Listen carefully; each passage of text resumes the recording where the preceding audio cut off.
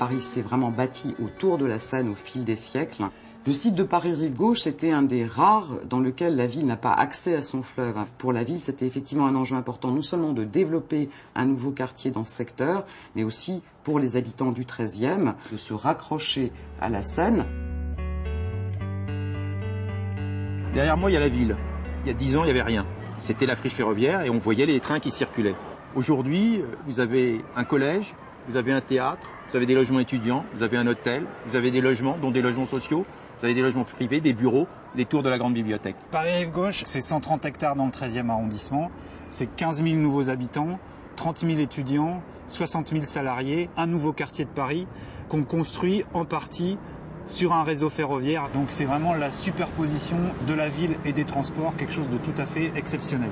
RFF est présent tout au long du projet. Il faut d'abord qu'on modifie nos installations pour permettre la couverture.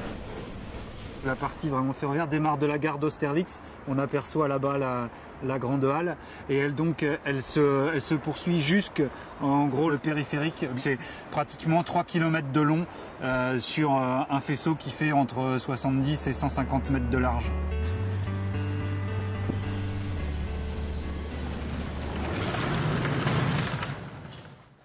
On est sous la couverture de Paris-Rive-Gauche qui va couvrir les 24 hectares de faisceau ferroviaire. On voit bien qu'on a les voies qui continuent à être présentes sous cet ouvrage assez exceptionnel puisque il fait plus de 5 mètres de haut avec au-dessus les voiries, les bâtiments qui vont venir s'installer. Tout ça en continuant à faire circuler les trains. La contrainte la plus importante de ce chantier, c'est la réalisation de dalles sur les voies ferrées qui restent circuler. Donc une possibilité d'intervenir sur le faisceau ferroviaire, tant qu'on n'est pas protégé de ce faisceau ferroviaire par la dalle, 3 heures par jour seulement, 4 jours par semaine, 12 heures de travail par semaine. C'est très peu, c'est très contraignant techniquement, c'est très cher, c'est très long. On a la chance d'avoir notre siège et notre direction régionale au-dessus.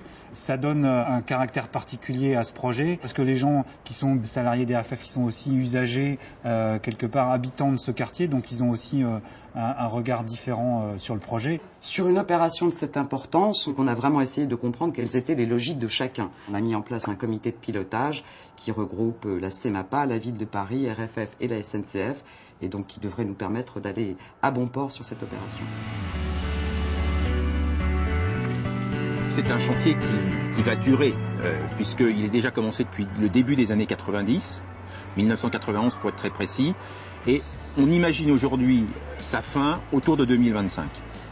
35 ans, c'est 2, peut-être 3 générations. C'est tout à fait considérable. La ville de Paris est très fière de Paris-Rive-Gauche. Il y a beaucoup de délégations étrangères qui viennent visiter Paris et c'est vraiment avec plaisir qu'on les emmène visiter cette opération qui est vraiment le nouveau visage qu'on souhaite pour la ville de demain.